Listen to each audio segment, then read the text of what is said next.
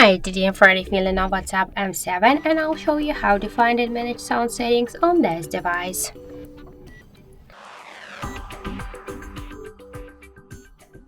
So first we should open the settings application and then tap to the sound section. Here you'll see media, alarm and notification volume panels, and just to change the volumes we should slide to the left or to the right side these dots.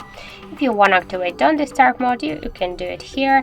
To change media settings, just to hide player when the media session has ended, you should just click on the switcher.